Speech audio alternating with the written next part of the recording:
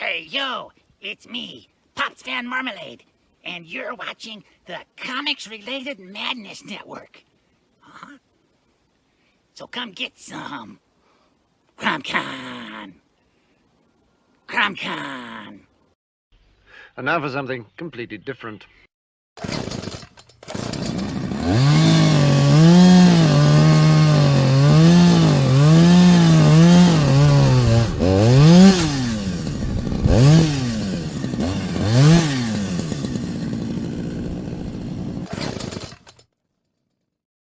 Hey, yo, what's up? Hey. What's up? What's up? It's all good. How the devil art thou, Pops? I'm great. How you doing? Billy Powermax, what's up? Watching hey, over Billy, there. how's it going, man? I'll bet he's watching on Doc's channel. See, we're all over the place tonight. Y'all want to thank Doc Blalock for letting us show this on his network or on his YouTube channel. I want to thank Brian Christgau for allowing us to show this on his. So all you horror movie people, check out Ed Gein. We're here right now. We're doing this thing. We are on Twitch. We are on Twitter. We are on Facebook in the Steel Token group. Thanks to Ben and Jeff and Leo for letting us put this over there as well. Nice. We get it out as many places as we can, folks. And you know what we're going to do tonight? We're going to launch Ed Gein on funmycomic.com, baby. Yes, we are. We are indeed. And it's going to be a good time. Yeah. And we've sent out some invites to some people, but anybody, hey, look, if you want to come hang out with us, just let us know. We'll get you the link. Yeah, absolutely. We're going to be out here for a while. This thing launches. This thing kicks off in an hour. So, MANTICORE, what's up, dude? There's another one. Hey, MANTICORE. You know it. What's happening, my friend?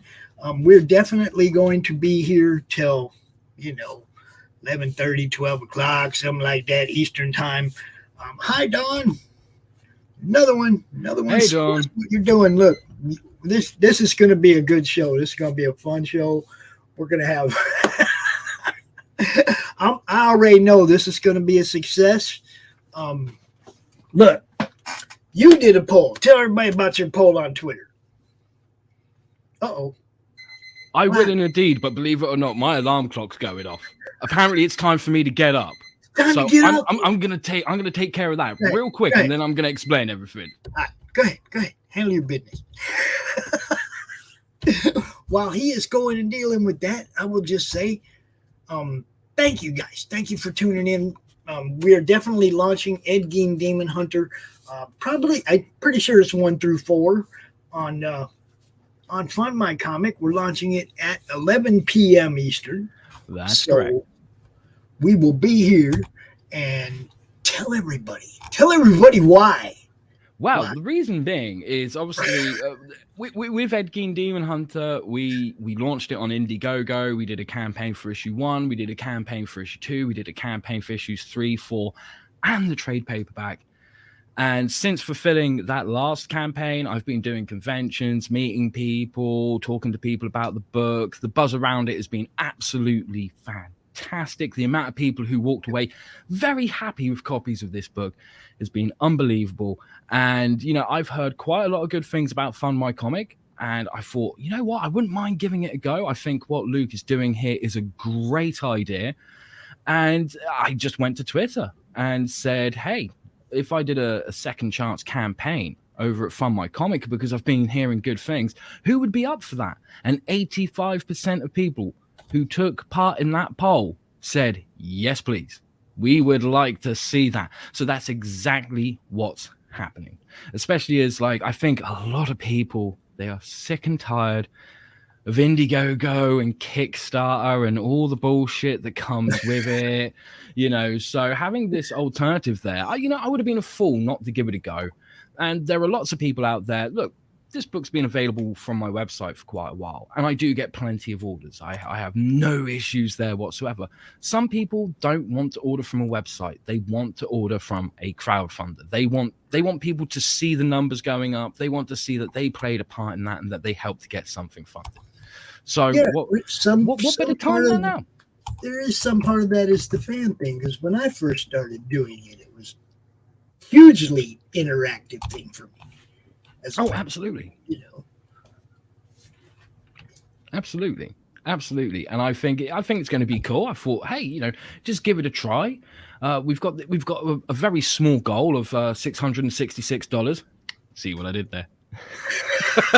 You would not believe, right? I have to voice this real quick.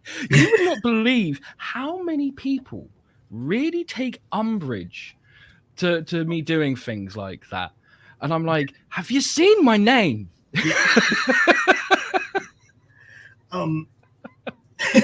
I even almost dressed out, gothed out for you tonight. Almost.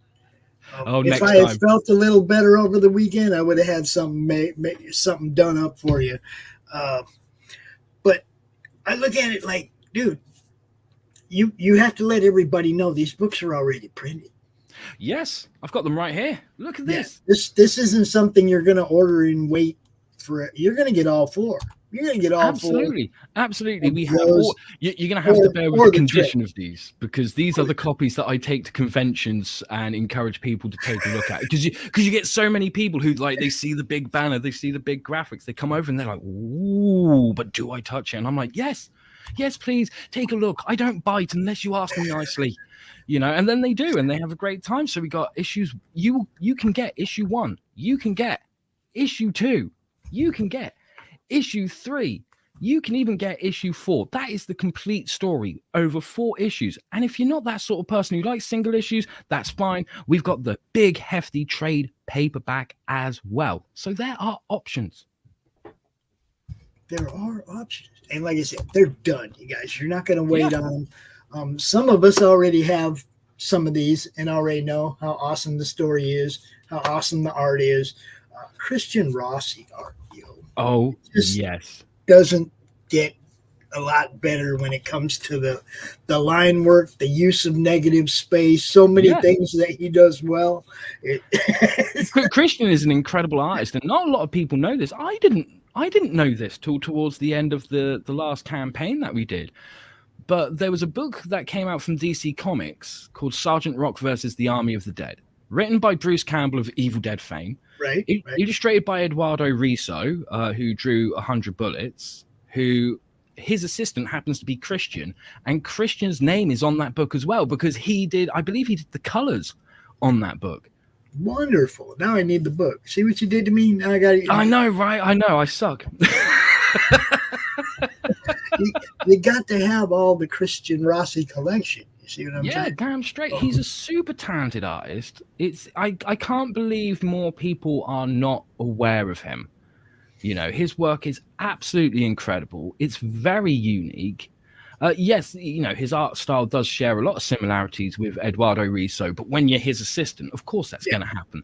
But his style is still his own. You can put like 100 Bullets next to Ed Gein Demon Hunter or Trespasser or Voidwalker or one of the many books that Christian has worked on. Similar style, but they are clearly different. Christians, you see Christians and you're like, that's Christian Rossi. There's no doubt about it. Right. And he's going to be doing some more work for you in the future, which is awesome. Yes, absolutely. He's currently slaving away at a drawing board right now on my next book, Lady Satan, which is fantastic. And if I have things my way, I will keep him at that drawing board for as many years as possible, and I will throw script after script and then paychecks at him as often as possible. Be like, keep drawing, please, for the love of God. Without you, I'm nothing.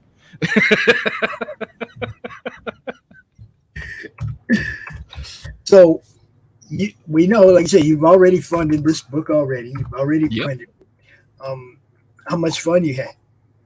Oh, it's been amazing. Absolutely amazing. Even when you're sat with people who are detractors or they're there and they're very cautious of the book, because obviously Ed Gein is a very well-known name. And as I've learned from doing the conventions, you find so many people who are like, who's Ed Gein? Never heard of him before. And that's great fun going, oh, let me tell you some stuff. You know?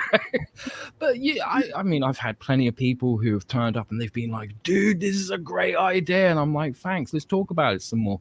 And I've had plenty of people who've been like, why would you do this? And, you know, they get real shirty. And that's fine. They have every right to. And I just sit with them and I'm like, look, sit down. Let's chill. Let's have a conversation. Let me explain why. And then by the time I finish telling them, they're like, oh, yeah, that makes sense. I'll give issue 1 a go. You know, it's just been more fun after more fun. Even with people coming along and being like, "Oh, I don't know about this," it's still been absolute fun. Well, yeah, it's like I tell everybody, it's not a story about Ed Gein and the bad things he did.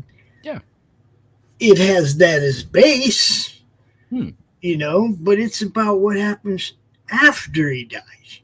Yeah, it's a whole different freaking scenario, a whole different. Everything is different. It ain't got nothing to do with what he did. Well, it does, but it doesn't. You know what I mean? Yeah. I mean, it talks to the psyche of where he was. Exactly. But not what he was doing. Yeah, Brian, absolutely. I sent you the link. I think you're more than welcome to come out here and join us. We're on your channel. Woo! And you know, like I still get people now who are like, "How can you turn him into a superhero or a hero?" And I'm like, I never said that I did. You did. Yeah, because I know full well that in this book, he's not a hero. It's not a redemption story. He doesn't put on a fucking cape. You know? No, we ain't gonna make a hero out of him. No. No, we're just simply telling a story. That's all. Cool. Brian's gonna be out here in a second. Excellent. I look forward and to he it. Also is, I think, getting ready to launch on Fund My Comic. Fantastic. Doc's getting ready to launch on Fund My Comic. It's like, look, it can be done. This whole thing can be done, and you don't have to worry about the shadow ban or the censor. You know, just like with the Roku channel that we're trying to build. We're trying to build something that they can't turn off what you're watching, right, Brian? Yeah. I hate it, man. They come in on the horror movie club and do that. You know, hate it. It's bullshit what they do when they do stuff like that. And you know, I get it. There are lots of people out there who are like, yeah, but better the devil you know than the devil you don't. Hey, if you don't know me, right, you're gonna have a fun time. Fuck that other devil. Leave them alone. It's fine. I don't know. I go with the way RJ says it. The devil you know better. Yes, absolutely. But I think creators and backers and readers, that we all need to realize we've got a lot more leverage than we think. And like, think about this. If half the people who utilized Indiegogo, whether they were creators, whether they're backers, readers, whatever, if half of them went, you know what, fuck this, and walked away, they would be in some serious shit. Right? Yeah. You vote with your dollar. So vote. Oh yeah. And see, this is what I've been saying. It's like, for one thing, it's hello, Brian. What's up, brother? Hey, Brian. What's up, for gentlemen? one thing, it's cheaper for creators. It's creator friendly. Yeah. Okay, Absolutely. that's all I want. I'm not the guy going to be using the platform. No. But I want that for my friends, like Brian. I want them to be able to go somewhere and not worry about getting, like you, not getting taken down, not getting shadow banned. Somewhere where we can go out and talk about what you're doing 100% of the time with no issues. Yes. That's all I want to be able to do. Zero fuckery, as I like to call it. Yeah. Nice. Hello, Carol. How you doing, sweetheart? By Hey, the- Carol. By the way, I think my copies of Ed Gein Demon Hunter are in his storage unit right now. I was digging through my closet though, and I did actually manage to find this. Yes. Oh, there you go. There you go. Yes. The sticker. Which is See, going now on, which is going on my computer because, like, I'm a big believer. People don't collect stickers. Slap them on something. Life Stick is them on your filing temporary. cabinets. Stick them on everything, man. Yeah. Yeah. Stick them on your window. Stick them on your laptop. Stick them on the dog. Well, maybe not the dog. But stick them on something. If We'll it's put it one of them somewhere. robot dogs, if it's one of them robot dogs, you can put Ed Gein on his forehead. Oh yeah, that's different. That's different. Yeah. Especially if they're packing heat. like what is it that Russell Brand called it? Little clip. It was like a little like robot dog that had a little gat on it. Like, pop, pop, pop, pop, pop. We're gonna be seeing a lot of those in America soon. Oh yeah, I have no doubt. Now, like I said, we are on Brian's YouTube channel, so hoping to pull in some of you horror movie club people. Come in here and take a look at Ed Gein. Take a look at it. We are on Doc's channel, Doc Blalock. That's Nice. I'm sure that's where Carol and Billy Power Max jumped in here at first. Maybe MANTICORE too, for all I know. You know, and we're on the Madness Comic Network. So, and other places. But the whole point is, thank you, Brian. We appreciate you, brother. Are you kidding You me? know. Hey, look, I'm a big fan of Lucifer's work. Awesome guy too. Oh. Genuine horror fan. That Ghost Watch episode that we did was the shiznit. That was fucking awesome. Oh, it was so much fun. Dude, that also got like 100 views on our channel, and I know it blew up on yours. You know, I mean, we don't usually get the big numbers for you know, individual shows. We get you know, our numbers by the day. That's how I count them. In a 24-hour period. That's how I count them. Well, hopefully we created some like new Pipes fans out there. Oh, because there isn't nearly enough Pipes. I want to see Pipes action figures. I want to see Pipes cosplay. I want to see Pipes everything. It's not even just. It wasn't even just that though. I think your Horror Movie Club is like 3 of the top 4 shows this month so far. Awesome. Like, fantastic. so your fans are coming over, and we appreciate that, man. You know, they're watching. Hell yeah. You know, it's awesome. I dig it. Well, that's a whole part of being part of a network, right? And not everything is going to be for everybody, but you're going to find something. Oh, yes, damn straight. That's what we're Damn hoping. straight. What's up? What is up, Stephen B? Hey, Stephen B. What up, Steven? But you know what? I'm not surprised that it's doing good because, you know, doing the conventions, being online, all that jazz. One thing I have noticed that I think is being criminally overlooked is the fact that there is a huge hunger for darker stories, for horror stories, for even some of the darker but more fun horror stories and stuff. Yeah. And that hunger is so fucking strong right now. Brian, take over for me. Brian, take over for me for just a minute. I'm going to share this out to about 50 places real quick. You got it, brother. Well, here's the thing, Lucy. You don't mind if I call you Lucy, do you? No, I don't mind whatsoever. Horror is bigger and more popular than it's ever been. Yes. As a genre. And there's a reason for that. We live in very troubling times. We live in very scary times. Yeah. Also very silly times. And without a doubt. And often silly and scary at the exact same time. Yes. And, and you know, and that's one of the things that you also find in horror. Horror stories are very often scary and silly at the same time. Yeah, absolutely. But not only that, like we look at the world as it is now, and you're quite right. It is scary. It is silly. Sometimes it's a combination of the both, and we don't know which is worse. And because of that, we're like, look, a scare is fine, but we want a safe scare. Yes. And that's what horror offers, is a safe scare. A safe scare in the same way that a roller coaster offers a safe scare. Because no one wants to go out into the world and have a full-on scare where they're thinking, could I lose this? Could I lose that? Is this going to happen to me? We're hearing real-life horror stories all the time, and we want something to just take the edge off a little bit. Absolutely, because one of the things that horror is about is the fact that your life can change in a heartbeat. Yeah. And you can find yourself plunged into the ninth circle of hell. Yeah. And I think that horror gives us a safe way to exorcise those demons. And also to validate a lot of what we go through as human beings. I know, as like somebody that's involved with like the mental health community and a depression bipolar support group, that horror has been very, very therapeutic for a lot of people that I know in the mental health care community.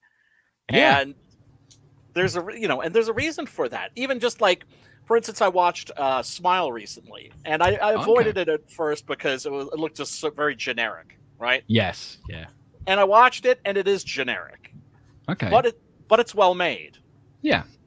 And I've seen a lot of horror films that have dealt with depression, but not a lot that have dealt with the social stigma. Hang on 2 seconds. Sorry, I'm mute. Good to see you. That's killing me right here. I thought I was in the ninth circle of hell once. I thought it was just Nebraska. What up, Manty? birthday, Welcome JS. and bienvenue. Welcome. Manti, I gotta say, I'm getting some real Max Headroom vibes, and I love it. Thanks for that. I'm trying to work out an audio issue at the moment because I'm coming through on OBS. I might have to jump out and jump back in again. Do you hear an echo or anything, or is it good? Oh, we can hear you. No, cool. No worries. All right, cool. You're solid. You're solid. But yeah, horror. I'm always shocked now I hear out that. that people deal with issues Yeah? like mental illness and that Hang on a aren't sec. into horror. Sorry, say that again. Because all I could hear was the echo. Little now. echo. Yeah. Now now I hear pitching Manny Mona. Yogi Barra. No, I was saying, like, for instance, like one of my best friends is somebody I met in my support group, and we're just like how do these other motherfuckers live without horror? Because it keeps us sane. It keeps us on an even keel. Yeah, absolutely. Horror's very cathartic. Oh my God, it's so good for you. And there are even studies that are being done that are showing that it is. Yes, absolutely. Unlike the bogus fucking studies they did back in the 80s with the video nasties and all that, where they claimed like it's damaging to you, your children, and your dog. Yes, Yeah, but everything And was. Dungeons Everything and Dragons was. will make you kill yourself, and That play was your heavy just metal another- records backwards, and you'll summon Satan. Yeah, that was just another round of fear mongering. They did in music, they did in comics, they did in movies, they did it to everything, all right around that same time, man. That what was her name? Igor. and they never once thought, especially with the Judas Priest thing about like playing the record backwards and it tells you to kill yourself. Who wants their fucking audience dead? Exactly. Yeah, can't buy no more books, can you? Well, just because they're Buy no mean, more it's because they're albums, down no? with the devil, and so they're spending the devil's souls. You know, I might be speaking too soon. I could be 100,000,000% wrong on this, but I think we are going to see that kind of thing again real soon, focused on horror, especially. Well, I think we're going to see a lot more satanic panic stuff come up. Yeah. I think that's entirely possible. We've seen the wokening of horror.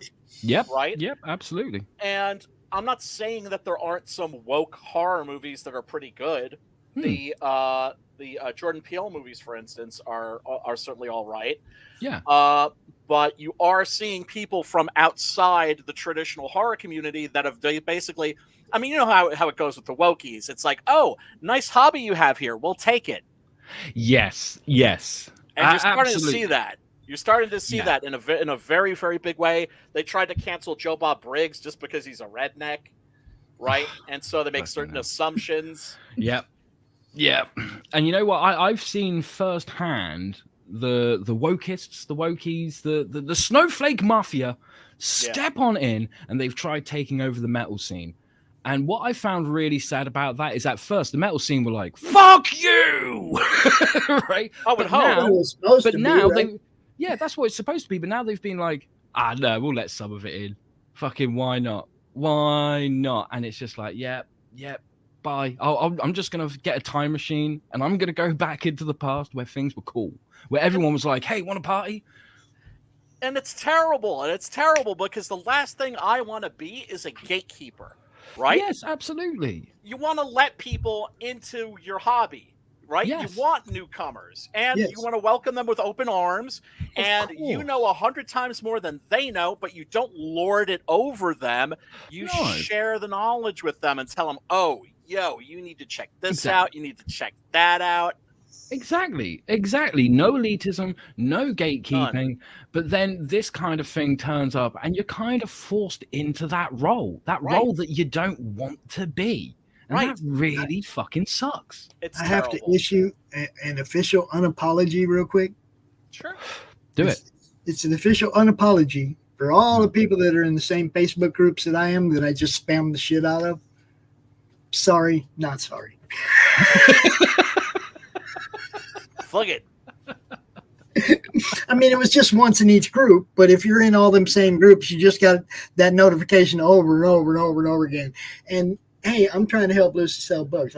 Yeah, man. This is a launch party. We need to get more asses in here is what we need. Exactly. Carol, would you like to join us? Don, anybody? Billy, Jim, anybody? Yeah. I said this at the beginning of the show. Anybody wants to come hang out during this, just ask for the link. We'll give it to you. I didn't want to just drop it on my channel. If it's going to be, I didn't necessarily want to drop it on every channel because who knows what you'll get. Oh my God. Yeah, I didn't know that like metal was getting woke too, but it makes sense to me because it's like everybody thinks like when comics got woke, everybody thought like, well, screw that, I'm not into that, and I'm like, they'll come for your hobby soon too. Oh yeah, right, absolutely. I mean, this is how bad it is with metal.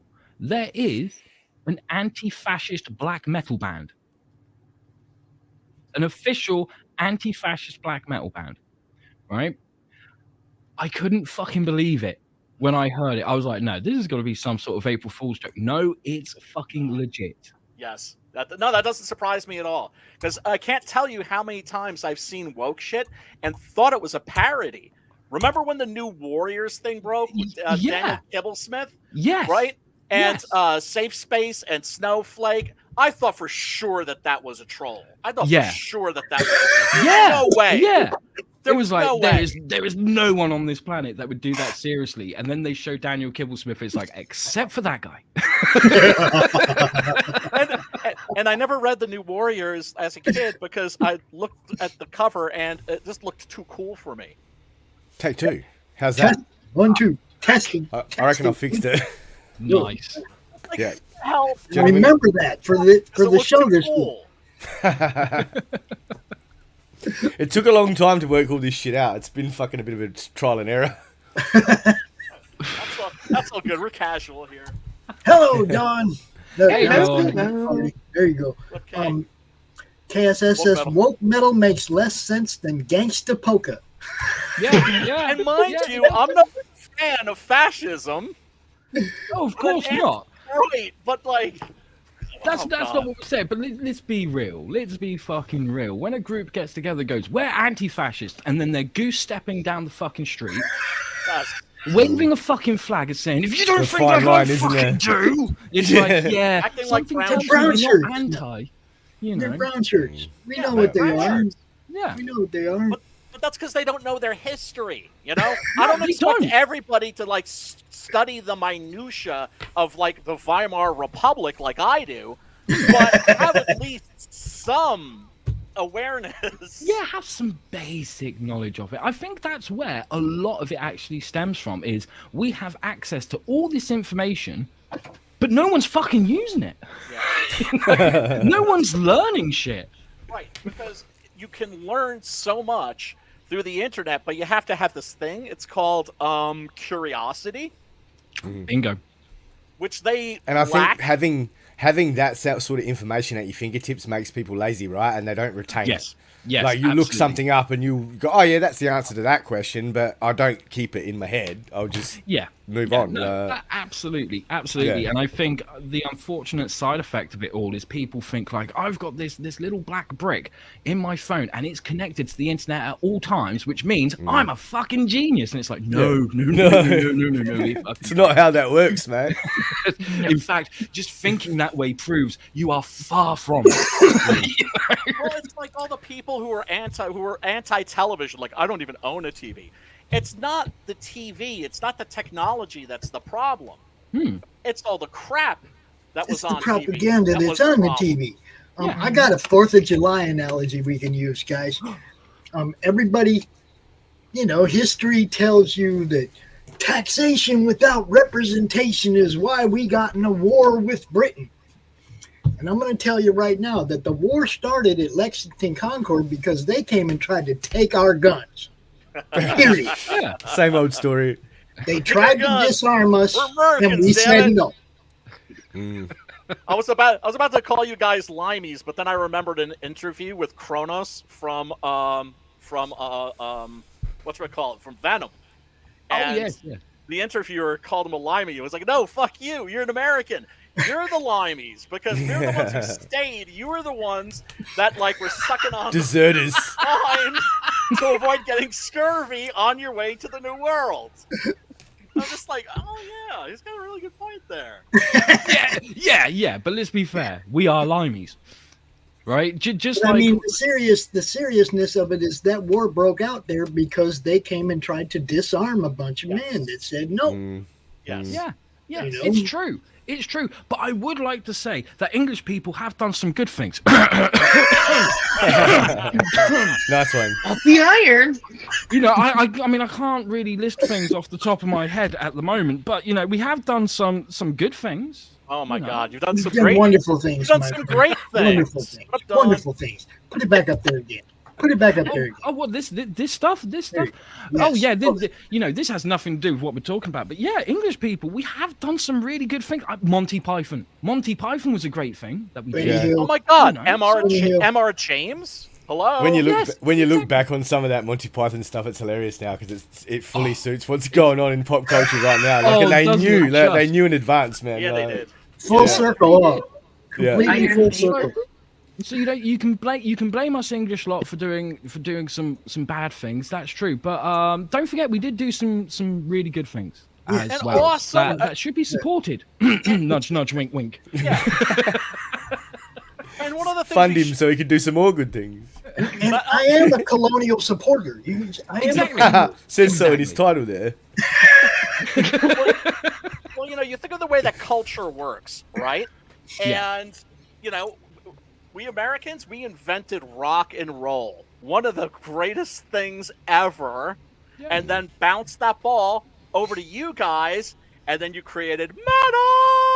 Oh yeah. And bounced Oh it back yeah. to us, and you know, and But just to level it out, we did that back also. up there. That was sitting behind when we guys just started Come on, talking. Dawn. Let's see what you got going on. Put that back up there, I said. Put it back. Yes. Yes. Yes. there we go. Eddie God, America. that was behind me.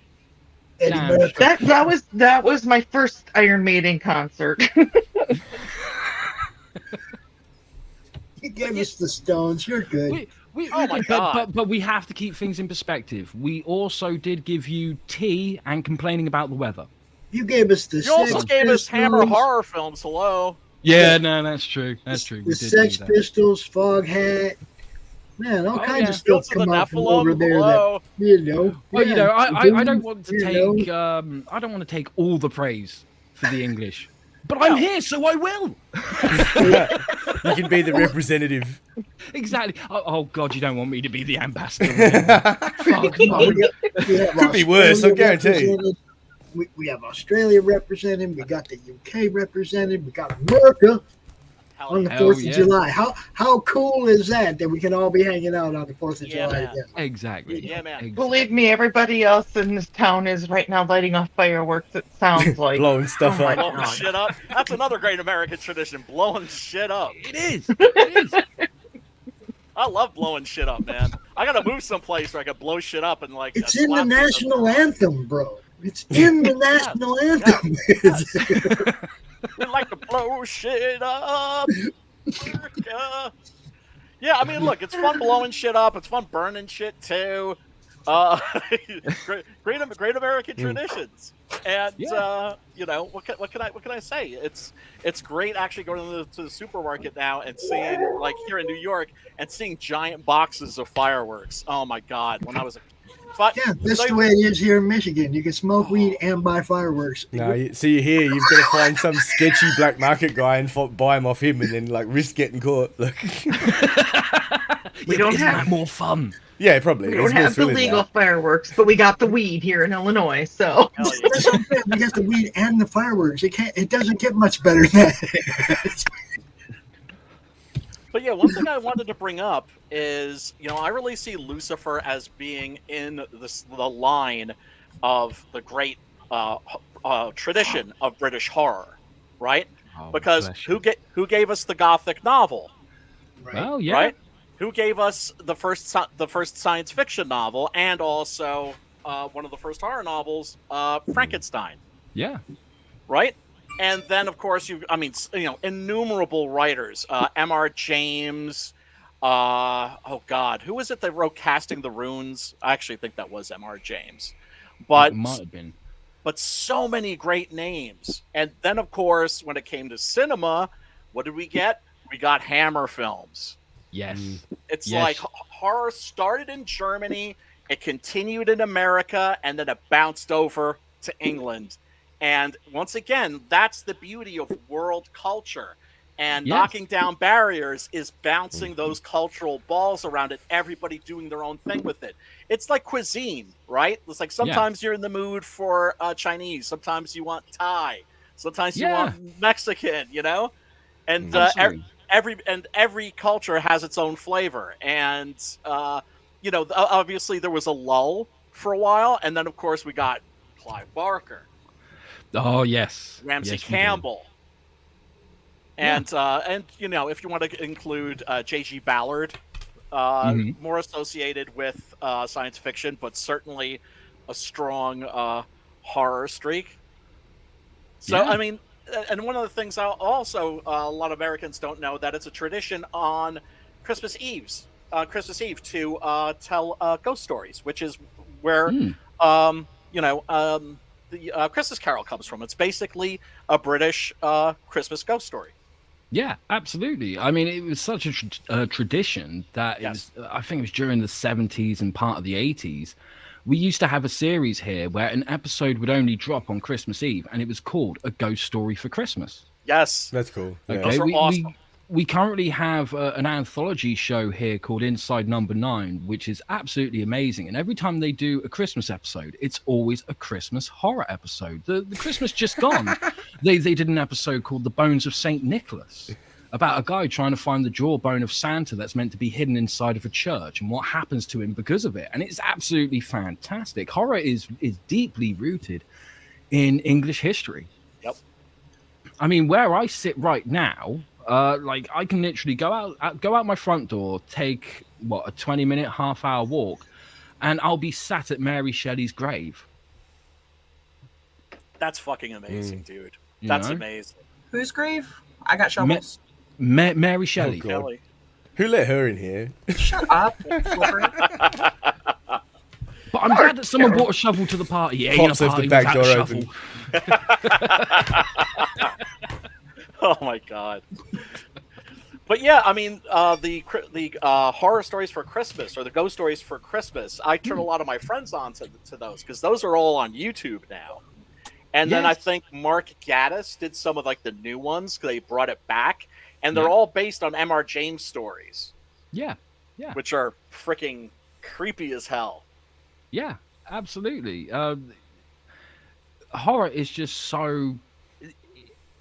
Like I said, there's so much of horror's roots that exist in the UK. There are so many places in the UK that you go to, and there is some sort of horror connection. And for someone like me, that's fucking great. It's amazing. But we don't have the Exorcist steps, which one day I will visit. You also don't have the Monroeville Mall. No. Shot. I still haven't made the Hajj to that. I'm ashamed to say. But we do have the church from The Omen, where Patrick Troughton gets killed in the first movie. Oh, hell yeah. Yes, one of the Doctor Who's. Yes, that's right. Don't get me started on that subject. Impaled by a lightning rod. Yeah. Oh, what a great fucking movie that was. What a great scene as well. Awesome. Yeah, classic. Yeah, folks, this is really a fantastic book. It's... Man, the art is just... absolutely I mean, everybody who knows me knows I'm a black and white stan, so this was a real treat for me. Oh yes I don't think there are enough black and white books out there. And Christian, like, before he worked on this book, you know, he had worked on things like Trespasser and Voidwalker for Alterna Comics, which are in color, and his artwork was absolutely superb in those. And then I got to turn around and be like, hey, look, we're going to do this book, but we're doing it in black and white. And he was like, awesome, let's go for it. Like, I love Christian's enthusiasm. Like, I take stuff like Gein Demon Hunter, I'll take it to another artist and they'll be like, I don't know, I could get a lot of shit for this. And it's like, what do you mean could? You will. there's no two ways about it. Controversy is the point. Yeah, exactly. And Christian was the only person who was like, oh, I'm in. I am just so in. Didn't have to question it, didn't have to think twice, and he was the best man for the job. And luckily, I think personally, I think we gelled together really well on a professional level, on a friendship level as well. And I don't know, I just feel that I was giving him something in the script that he was kind of like, oh, I've been yearning for something like this. And he just put his all into it. And I think that shows on every single panel of every page. Oh, it does. It does. His use of negative space is incredible. It's got a feel to a video game that I played once. That was black and white. It was called Mad World, and the protagonist had like a chainsaw. But just the style of artwork with the black and white. Yeah, it's cool. Yeah, I like it. The use of the negative space. The blacks. Yeah. The Easter eggs are going to kill you. You'll spend an hour on this book just trying to find all the Easter eggs. Yeah. The detail. You might as well buy 2 copies. You might as well buy 2 copies because first one's going to get read. Oh, that's for damn sure. Okay. I mean, just the detail is incredible. All of the little things he works into the background. That's one of the things I love about this book too. It's not a fast read.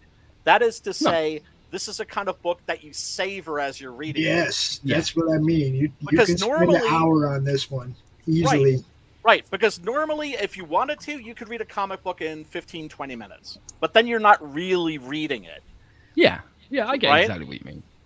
And this is one you want to spend at least for each issue a good half hour, maybe 45 minutes. You get caught in a panel. You get caught in a panel in this book.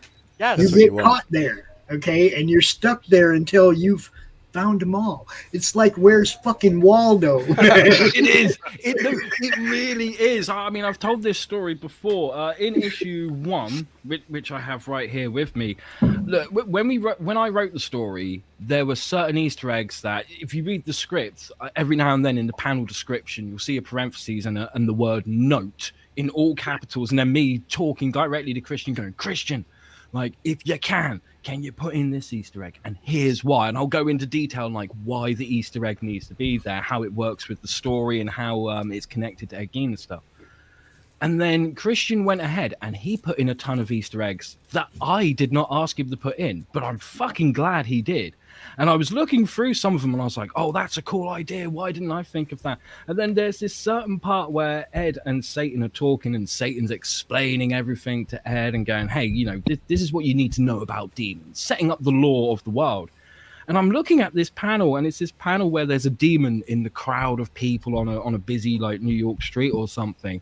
And I'm looking at it, I'm like, there's something there, but I don't know what. And then someone I was with pointed at it and went, is that you? And I was like, fuck me, that is as well. You put me in the damn panel. And I was like, legend. I'm not that sort of guy. I don't normally do that. I don't think about writing myself into the books. But now that he's done that, I'm going to have to.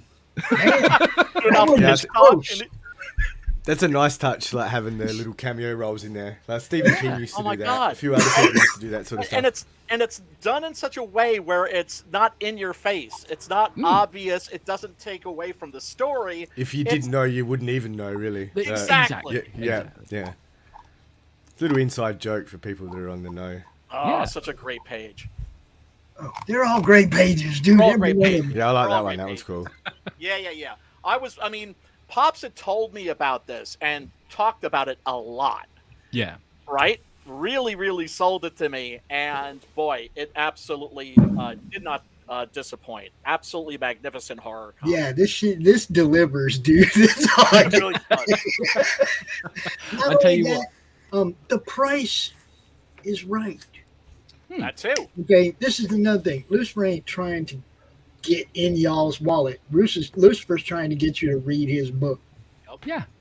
Okay. I mean, one thing I always say, and I'll say it right now, if anyone's looking at this and they're skeptical going, oh, I don't know, head on over to my website, sign up to my mailing list, and you will get issue 1 as a PDF for absolutely nothing. Yep. It's just a few seconds of your time putting in your name, your email, and hitting the subscribe button. And then if you want to unsubscribe afterwards, that's cool too. Oh, it's not? Well, no, it's not as cool as getting the book for forever. free. Once you subscribe, you're done. Honestly, Signs your life away. I don't know why more comics creators don't do that. because I do that as well. And it's like when you give people a free digital copy of the first issue, that's showing confidence in your product. Yeah, you know, absolutely. because you know, like it's like the drug dealer thing. First one's always for free. You know that they're going to be coming back. Absolutely. Oh, I'm a comic book drug dealer. I have no qualms. Well, not literal drug dealer. Like the comics are the drugs. In the literal in case sense, the FBI are listening or anything. Watching, already on a couple of watch lists as it is. I don't want Chris Hansen to burst in. I'll be like, no, wrong show, dude, wrong show. What's I up, just Tony? need to know, do you accept Rice Krispies as payment? Because that's all Doc ever pays me in. I can do. I've got no issue with this. As I stated earlier, Dawn, I hope you're listening. 1 million doll hairs. I will accept no less than 1 million doll hairs. I know. I didn't go get my dolls to start counting the hairs yet. Not weird at all. Not weird at all. What about MANTICORE hairs? Well, you know what? Like everyone aims for, like, I'm gonna make $1 million, and it's like, well, I'm gonna make 1 million doll hairs. Let's see who gets there first. You know? Didn't we have this conversation once today already? I know, deja vu, isn't it? I have that effect on people. So, tell everybody a little bit about this because we're going to launch it in 14 minutes. So, give everybody the story rundown, Luke. Okay, I will. It has been 7 years since the infamous Butcher of Plainfield has passed away. It is the year 1991, and Satan has woken up going, oh no, it's happened again. Oh shit, we've lost one. We fucking lost one. And a deranged demon has escaped from hell with the ability of destroying everything in existence from heaven, hell, and in between. Satan cannot leave hell unattended, because if he does, all those minions, they're going to start a holy war in heaven in his name. He does not want to be dealing with that bullshit. So he thinks to himself, who better to catch a deranged maniac than a deranged maniac? He starts looking at serial killers, thinking if one of them can be a demon hunter, then we're all good. We are all good. But he can't send Bundy. He can't send Gacy because, well, let's face it, they're going to be like, screw the universe. Let's have some fun. Let's go kill him. However, he felt that Ed Gein showed some remorse.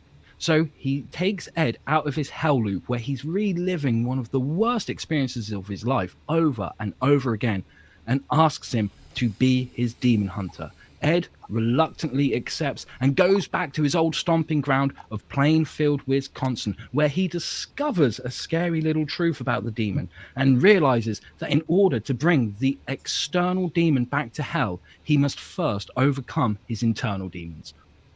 If I could drop a mic right now, I would, but this thing's attached. Be a good I'm gonna have to start carrying like a mic in my jacket pocket just so I could be like, excuse me. Yeah. Whip that shit out. They'd make those little catnip cat toys. I'll have to get one of them. Nice. Like it's nice. hot. We'll use that. Exactly. Man, isn't he handsome? Look at that. Who is that prick on screen? Yeah, who's that? Right? Who the fuck does he think he is? Who's this kid? Why are we focused on him? Right, have you met him? He's an arsehole, he is. I used to do that at gigs. Because many years ago, when I was young and still alive, I used to be the front man of a new metal band, and we were doing a gig with a band called Skin Dread. Don't know if you guys have heard of them before.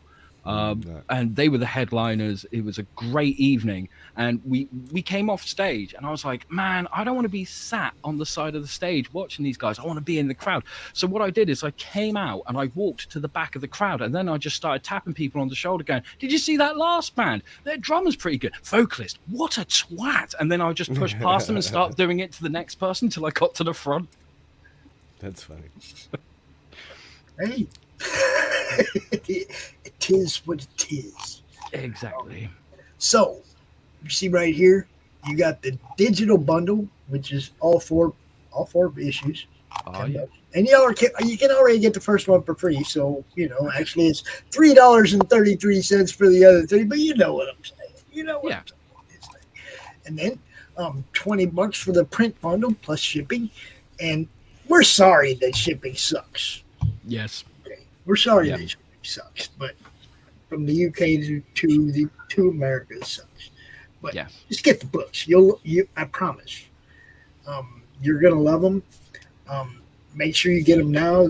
How many of the first printings of #1 left, Lucifer? Oh, God. Probably like 1, 2 if you're lucky. We've had to print this book so many fucking times. Do you see what we're saying here? You see what we're saying here? It's going to keep going back to be printed again and again and again. So get at least you can get 3 and 4 on the first print. Yeah, exactly. And even like 3, we are close to not having any first printings of that left. That's going to be going for a second printing because of this campaign. Now, 10 years from now, when y'all want one of them first prints of #1, you know who to call. Exactly. Yeah, baby. I was no dummy, and I got the retail tier on the initial campaign. And, well, Brad and I, we split it. He got 5 and I got 5. So, I got me some copies. I did give one away to Tanner. Because I did say the first person that came up and recognized this at the Savannah Comic-Con that I would give a copy of Ed Gein to. And Tanner Hurley was the first one to walk up. Hey, Pops!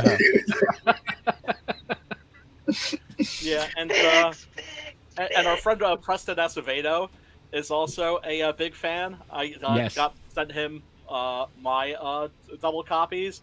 And it's interesting because he's just like, damn, man, I want to work with Lucifer. I'm like, damn, I want to work with Christian. That is like the weirdest version of wife swapping I've ever heard.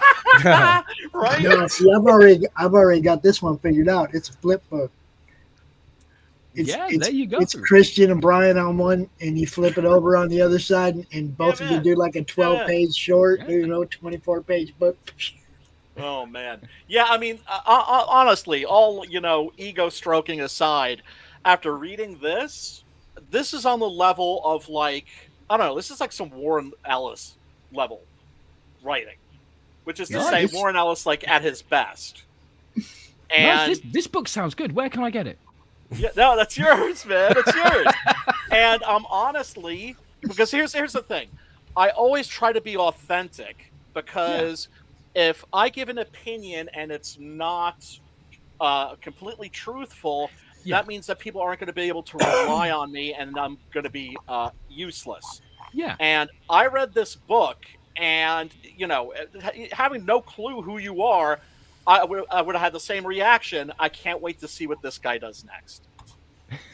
Don't worry, it won't be long till you see what I do next. Tony knows her, Ed. Ed's issue was his single mother. Yes. Isn't that always the case? Absolutely right. And I've signed a billion NDAs, so don't worry, I'm not going to drop any spoilers. But I have had a little peek at what Mr. Storm has prepared next, and it's incredible. Can't wait to read it. Can't wait to read it. Not holding any punches. No. You're going full dark, right? Oh God, yes. It's like sometimes you watch. That's one of the things I love also about horror stories and horror films is they're the ones that are kind of fun, or like the Hammer movies. There's something cozy about those. Yeah. And then you get like a Texas Chainsaw Massacre or Night of the Living Dead, and those are just mean. Yes. Like those are just like, the filmmaker's like, we're out to get you. we're out to fuck with your head. Like you're not leaving this experience like without a scar. Without some trauma, yeah. Yeah. And I have a feeling that's what your next one's going to be like. Oh God, yes, absolutely. Because I mean, like, I'm a personal believer of. I've met so many people in my life who they avoid anything that can be considered negative, can be considered dark, or anything like that. They don't want to acknowledge that part of life. They want life to be how Disney shows it. And I'm very happy to say, well, look, Disney lied, right? Yeah. If we keep avoiding that darkness that is out there in the world, we don't get to the paradise that we want to live in. You have to go through the darkness in order to get. That is just part of life. And the more you try to run away from it, the quicker it's going to catch up with you. And if you're not prepared, then it's gonna suck. It's gonna suck big time. Yeah. So we need to embrace a little bit of that, not be scared by it. Look at it as this is a tool to help us understand, because a lot of our problems in this world, or even in our personal lives, comes from someone somewhere having a lack of understanding about something. And if we just put that fear aside for 5 seconds, or even have a bit of courage and go, this thing scares the shit out of me, but I'm going to give it a go, then we get that one step closer to being where we want to be. You have to go through hell in order to appreciate heaven. Preach, brother. Preach. I mean, really, as a kid, geez, man, I was a very unhappy child. Like, I had like clinical depression, like in the 6th grade. Yeah. And I remember watching, I was growing up like in the 70s, and on the TV there was the Brady Bunch, and my world, the neighborhood, and everything looked like the Brady Bunch, but it didn't feel like the Brady Bunch. Absolutely. And then I discovered horror, and I was like, this is where finally somebody's being honest. My house looked like Brady Bunch, but felt like Married with Children. I take that. But yeah, horror is a reflection of our external world and also our internal world. Yeah. Jung spoke about the shadow self, right? Yes. That dark side that we all have. I think he described it as a part of ourselves that would, cringe if it were exposed to God. Yes. Right? And he emphasized how important it is to get to know your shadow self, not be afraid of it. Integrate it into your life. Yeah. Absolutely. And I really took this to heart. This is why I have like the douchebag card, right? That's to say, I try to always be good and moral, but if I'm like good and moral all the time, shouldn't I get to be a dick every now and then? Right? Well, and so it's just like, and it's not like major things. It's like little things. It's just like, oh, I can't take the last cookie, right? And then I'm just like, oh no, douchebag card. Boom! I'm gonna eat that last cookie. That cookie's mine.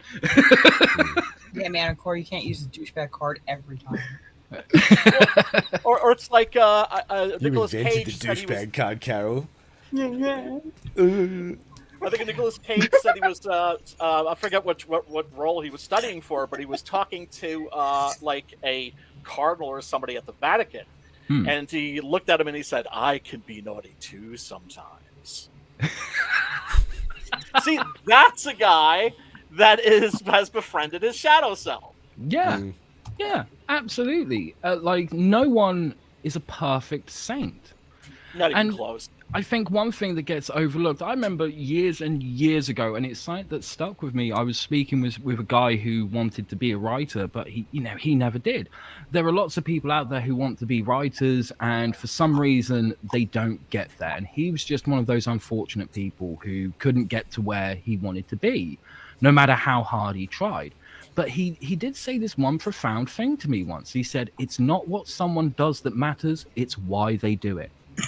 And that has stuck with me. Intent is everything, man. Absolutely. Absolutely. I mean, you see that like in the world of witchcraft, intention is such a big thing. And I carried that through into this book. I mean, as I was saying to Pops earlier, doing a book like this, you're bound to get like a few people who are like, this is wrong, this is immoral, and people who are like, why would you do this? At conventions, I get several people who walk up and they look at it and then they go, why?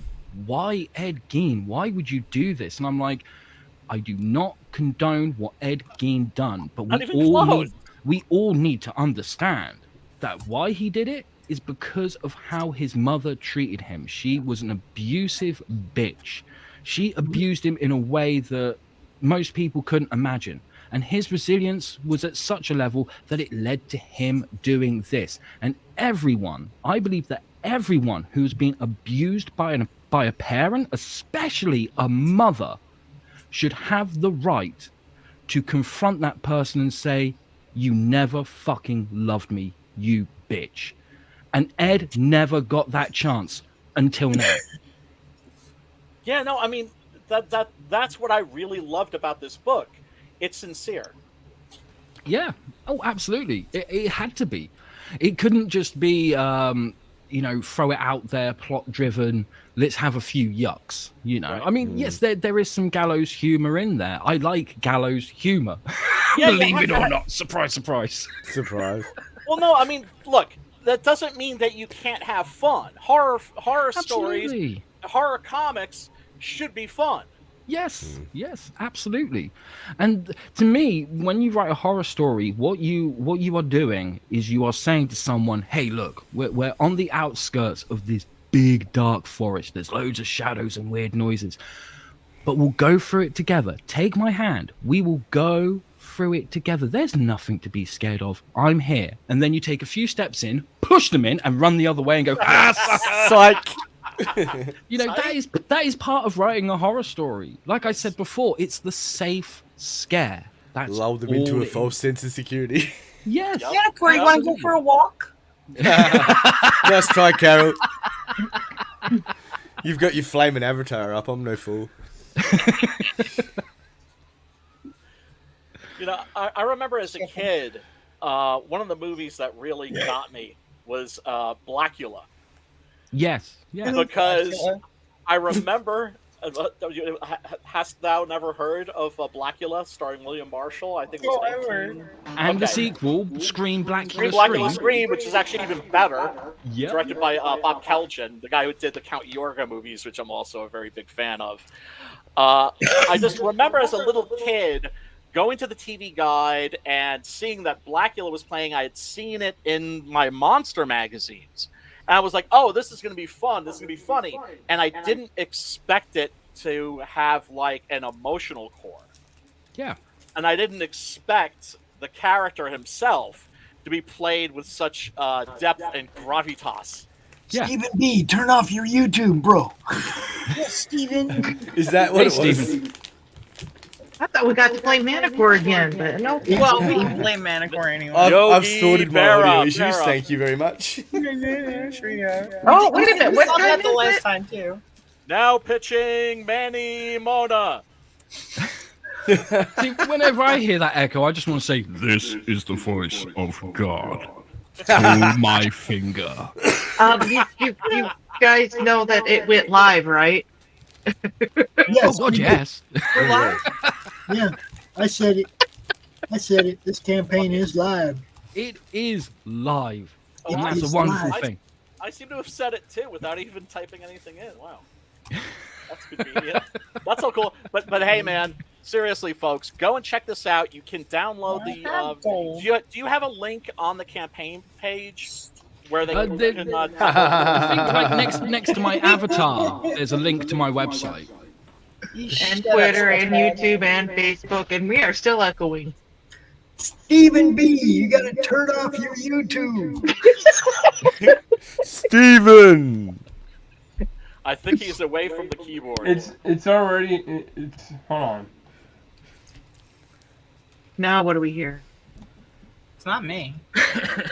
Oh, what you hear now is fireworks in the background of my house. I'm surprised you guys haven't heard him here. Sketch, what's up, man? What's up? Sketch. What? Cost you sketch. Yo, sketchbook. Okay, how about now? Yeah, I think you've sorted it. Sounds maybe. good. Still blame Manticore. Nah, it was your fault, Carol. Okay. Carol hacked you It round, wasn't Steven. YouTube. It was the echo cancellation. Oh, because you were on DGs yesterday. K says, "My shadow self ate the last cookie too. I hate that guy." Yeah, you got me. I mean, he needs to be satiated now and then. Yeah, absolutely. Oh, I'm Okay, definitely so- gonna eat the last cookie just so Manticore can't have it. Well, eat if he cookies, Carol. was, then this book will fit perfectly. Yes. Absolutely. If that is your theory, then this book is for you. Exactly. Check it out. The Is this campaign is now live. The book's already in print. You can go read the first one for free. You just go to his website, luciferstorm.com, sign up, for his, website, and you get the first edition free. And you can read the PDF, and if you like it, come right back over here, fundmycomic.com, and you buy the other three. It's kind of that simple. And you can get it all in PDF or print.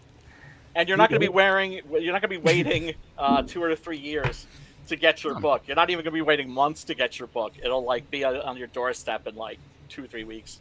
Yeah, absolutely. And this campaign is set up so that even if we don't hit our goal, you won't get a refund. We'll still get the money and you'll still get your books. So even if we don't hit our humble goal of $666, you will still get a book to read that you could enjoy for a long time, that you could pass on to your kids. Hey, you can even take it to your church if you like, and let them read it as well. I'm sure they'll be equally as horrified as anyone else. They're like a chick tract. You familiar with those? Can I take it to the meet the teacher night at school? Yeah, damn straight. Teacher conferences. Give it to your kids' teachers. Girl Scouts. Yes, absolutely. PTA. Yes. Take it everywhere. Soccer club, all that. Yes. Tony says, I think Ed may have also been possessed by a demonic entity. That's what we said. We said, then this book is for her. Absolutely. Oh, sorry, I missed that. It's all good, man. It's all good. Yeah. And the depictions of hell and its inhabitants, I thought were a lot of fun. Yes, I had a lot of fun writing those moments. Christian clearly had so much fun drawing this book because he was given a lot of free range. I gave him the scripts, and if you ever see my scripts, they are quite detailed. And I mean, the issue 1 of Ed Gein Demon Hunter is 28 pages long. The script was about 30 pages long because I go into that little extra detail for him. And I like to go, look, Christian, if you're wondering why I've done this in this panel, it pays off later on, or there's a certain meaning behind it and stuff. Right. But, there were times where there was one particular page in issue 2 where he turned around and said, look, I know how the script says it should be done, but I've done this panel a different way. So take a look at the pencils. If you don't like it, I'll do it how you say in the script. But if you do like it, we can stick with that. And I was like, hey, man, I want to see what you can do. And he showed me, and I was like, your version's much better of that panel. So we'll go with that. And every time, with doing this with Christian, one of the first things I had to do was obviously take a look at other work he had done and go, okay, how many panels does he work best with on a page? What's the average? What kind of things are his strengths when it comes to drawing and stuff? So that I knew where I could challenge him and where I couldn't. And one thing I noticed was generally he would stick to an average of about 5 to 7 panels per page, which is how most people work. But there were a couple of moments where I was like, this needs a 9-panel grid. So I would say to him in the script, I'd be like, look, this needs a 9-panel grid, but if you can see a way that it can be done in less panels, then we're going with that, as long as it has the same impact. And he didn't complain, and he presented the 9-panel grid, and I was like, dude, you should do 9-panel grids more often. You fucking kill this. This is great. I did the same thing in my scripts too. That's great when you know the person that you're working with, and you can be very personable with them, and name them by name, and be like, hey, okay, this is one way of doing it. This is what I was thinking of, but you could also maybe do it this way, or maybe choice C, none of the above, and do their own thing. Always trust your artist, right? Yes. Once you know that your artist has mastered the art of visual storytelling and specifically sequential storytelling. Yeah, sequential is one thing. It's definitely it's an art. It is. It very much is. And the composition of a page, just how the whole page looks, because we're not going literally from panel to panel. Our focus goes from panel to panel, but we're always looking at that whole page. And Christian's one of those guys that clearly has that in mind when he's working. I'm an old gearhead, an old garage kid, right? And I see these panels and I'm like, oh, STP gas treatment. And you scroll down, you go down here a little bit, and you go, oh, look, WD-40. We got, you know what I mean? It's like, yes, he's got all these things on the shelf, and I'm sitting here trying to identify them all. And that's what I mean when I say this is a long read. If Yes. you love Easter eggs, look, there's something in the background to look at. Yeah. Yes. But also, once you discover those things, it makes you feel like this is more in your own world. Yeah, Oh, dude. absolutely. Yeah. And it doesn't need that huge sandbox to play around in. It's quite a small sandbox of a world. And I think that's really nice because it just gets that bit more personal. The reader feels that there's more of a personal connection with the characters and stuff. And, you know, I've had lots of people who they went into this with trepidation and they were like, damn, man, you made me give a shit about Ed. Like, how the fuck did you do that? Yeah. But most people turn up and they go, this was great. I love the dog. Which is to be expected. Who doesn't love a dog? Especially one that's sarcastic.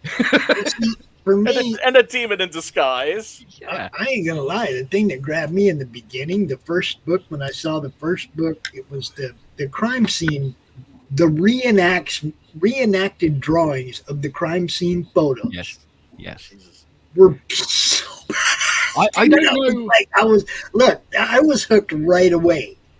Yeah, me too. Just from that, you know. Yeah. I mean, I couldn't wait to see what was going to come next. You know. Yeah. I don't know if Christian's ever worked with a writer that started off by going, here's the script, and for reference, here's a bunch of crime scene photos. I don't know if he's ever had that before, but he can definitely go, yep, I've had that now. Add that to the resume. Yep, absolutely. Yeah. More is always better than less when it comes to providing reference material for your artist. Absolutely. And the thing is, like, when you work with an artist, like, a lot of people, they go into the script writing, they think, right, the first person to read this is going to be the audience. No. It's your artist. You have to tell the story for the artist. Yes. And let them tell your story for the reader. You have to show each other respect and say, hey, look, I believe in you. You are clearly capable, but I could be wrong because I'm human. You might be walking into this thinking, I can do this, no problem, and then go, oh, shit, I'm stuck. So here's a bunch of reference photos. It doesn't hurt. They take no offense. If they're a good artist, they won't take offense. No. And the same thing when they change your shit, too. Like, one thing you should never hear from a collaborator, a writer, or an artist is, oh, you changed my idea, but we're going to use, and it's better than my idea, but we're going to still go with my idea because it's my idea. Yeah, absolutely. Yeah, because there are people who are like that. It's just like, the audience doesn't know. They don't care. It's just about making the best comic book that you can possibly make. Yeah. And if you're the writer... And if you're the writer and the artist actually does something that's better, and then people compliment that, you can go, "Oh yeah, that was my idea." Exactly. They won't know. Take the cred. Well, everybody, I have got to run. Good luck on your campaign. I'll keep an eye on it. I know I have to. Fine, bye. Bye, Dawn. Good luck, and I gotta go find a doll so I can start counting doll hairs. Yes. It'll take time. I look forward to hearing from you real soon about that. Have a good night, everybody. Katie. Bye. Where's Carissa? No. Tony says she met a relative of it. Oh, God. Wow. That's awesome. That would have been fun. This is a story we want to hear. There's a link up there. You can come tell us. There was actually a similar situation where I had to talk to the writer for a certain book I'm working on. I'm not gonna say what book. And it was one of the things where it's like, I don't think this is really gonna work. Yeah. But before you change anything, you have to get permission from the writer himself. Oh yeah, as a writer, his responsibility, part of his responsibility, is to give you stuff that he knows that you can draw, and not give you stuff that where you're going to be like, how the hell do you expect me to draw this? Yeah. So I talked to my writer, and I said, I don't think this part of the story is really going to work. Is there a way we can fix this? And his response is, if you can make it look cool. Well, that at least he gave me the opportunity to throw your idea out there. That's, I mean, you know. The other thing that's great is that we're not stuck to a format. That is to say, you know, I generally write 24-page comics, but if Preston is like, yo, I think this needs to breathe a little more, right? Like, and add like 2 pages, we can do that. Absolutely. And if your artist wants to draw 2 more pages, shut up. Let him draw. Yeah. Yes. Right. Yes, pay them for those pages too, mind you. Of course. But yeah. If you want to respect the audience, then you have to do what's right for the story. Yes. I mean, like when I went into this book, it was intended to be a one-shot, believe it or not. But I couldn't force it to be a one-shot. I was like, no, if I want to respect the reader and I want the reader to read this, it has to be the best it can be. If that means stretching it past a one-shot, then that's what will happen. And it ended up being 4 issues. Now, breaking that news to Christian was not easy. Going, hey, I know we agreed to this, but it's a lot more work than you realize. You know, he was cool because he perfectly understands that you've got to do what's right for the story. I'm sure that if I'd stretched it way too far, he would have been like, no, can't do that. But he realized, no, you have to do what's right for the story. When it came to getting him on board for Lady Satan, there were a couple of times where I said, look, I just need to tweak like the first issue script a bit more. And he was like, do what you need to do, because the story needs to be the best it can be. Otherwise, there's no point on anyone working on it. Yes. Yeah. Yes. Absolutely. Yep. It's all about making the best damn comic that you can make. Yeah, absolutely. And Which I will also say Lady Satan is going to kick ass too. Oh my god. Oh, I think it's gonna give a lot of people nightmares. It's fucked up on a lot. It's fucked up in layers. Do you know what I'm saying? There's layers of fucked upness, is what I'm saying. Oh yeah. Like that's one thing I like to do when I write a comic. I give it the same respect that I would give it if it was a novel. Right. And I don't just go in there and go, this is one-dimensional, this is two-dimensional, whatever. I go in there and go, no, this does need to be layered. You know, if it's a plot-driven story, I'll do the character arc first, and then let the plot seep in, so that there is still layers to it. And if it's a character-driven story like this one is, I'll work on the plot first. And I'll plan all of that out and then weave the character arc into it so that those layers are still there. Because if you take away those layers, you've got a book that you read once and you throw it over your shoulder and you never think about it again. And personally, I don't want that. I want people to walk away from the last issue and go, man, I can't stop thinking about that. And then they go back and go, shit, I didn't notice that. Fuck, you know, a bit like episodes of Frasier. You can watch them years later and you're like, shit, and you notice all these things because it's got so many layers to it. And I think comics should have that too. Otherwise, I mean, look, we know that the comic medium gets taken more seriously now than it ever has done, but it's still not taken seriously. No. You still get approached by people. I've had it so many times. You'll be in a bar, you'll be speaking to someone that you've just met, and you tell them that you like comics or that you work in comics, and they go, comics are for kids, whilst they're wearing a Superman t-shirt with a Batman tattoo on their wrist or something. I know. Like, are they really for kids now? Yeah, it's now crazy. they're for nobody. Now they're for an audience that doesn't exist. That's what they're making them for. Yeah. A bunch of a-holes on imaginary Twitter. Audience. Yeah, a bunch of a-holes on Twitter that demanded comics be a certain way and then didn't show up to actually buy them. Yeah, pretty much. Funny that. But yeah, and one of the things I love about the plot of this too is that the stakes are at a macro level, about as macro as you could possibly get, right? Like on a cosmic level. Yeah. But then also, then there's the personal stakes. Yeah, absolutely. I mean, like I said, Ed is very reluctant when Satan approaches him and it's like, I want you to be a demon hunter, and here's why. I want to send you back to Plainfield, Wisconsin. Like, most people would hear, like, this demon can destroy everything in existence. It can go against quantum physics and destroy energy itself. Most people would be like, holy shit, I live in fucking existence. I need to do something about this. But Ed doesn't. He's just like, nah, I don't think I'm the right man for the job. And then he eventually says yes, and it's all because he's like, well, if I fail, then my mother won't be here, so she can't be disappointed, and I don't want to disappoint her again. But if I succeed, she'll finally be proud of me. You know, so it's like you said, macro level kind of catastrophe about to happen. Yes. But it's a character who's like, I just want my mother to love me. Yeah.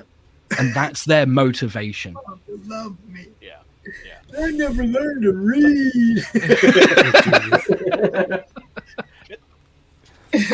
Look, seriously, I can't hype this book enough. I think it's absolutely wonderful. I've been talking about it since, you know, I very first met Lucifer during the first campaign. You talked my ear off about it, dude. I couldn't look. I was blown away by it. You know, I was blown away by it. I talked to people. I talked on the shows. I posted a link as much as I could. I was like, this one needs love. Yep. And I got, like I said, I jumped on that retail tier on that first campaign because I have faith that this one's going to be one of those that people are going to come to me later going, you got a first print of Ed Gein? Wow. And I'm going to be like, yeah, I got more than one, buddy. Because, you know, it's all comics is supposed to be about every facet of it. Okay. Yep. The collectability of it. You know, flipping a book that you know is going to be worth money down the road. That's awesome. You know, people who are collectors, that's totally fine too. Absolutely.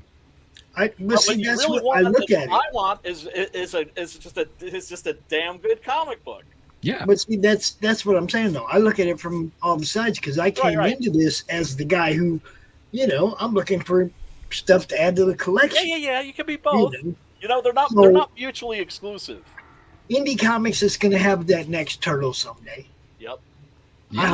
I hope I'm in on one of them retail tiers and got me 4, 5, 10 copies of that next one that blows up like a turtle. You know, I hope I do. You know, and sometimes I see one and I go, man, this one has potential.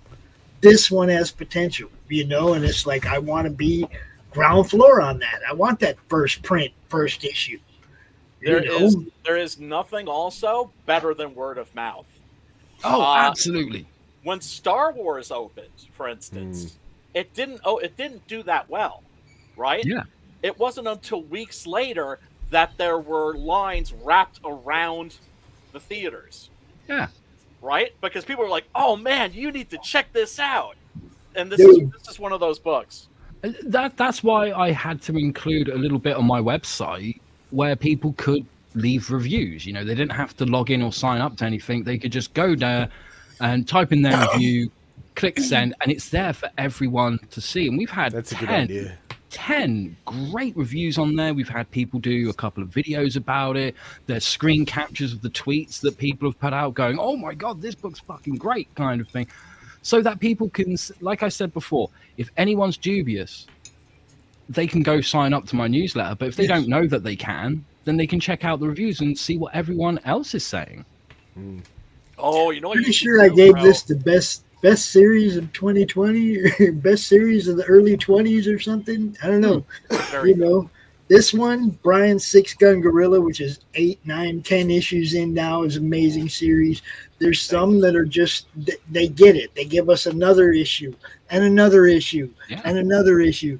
Carissa, Worthy Chaos has killed it. She just launched her 5th campaign in under a year, like 6 months or some shit. Like, nice.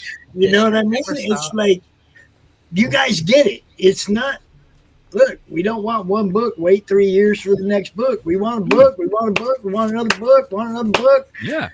Feed us. We will buy it. Don't feed us shit like the mainstream.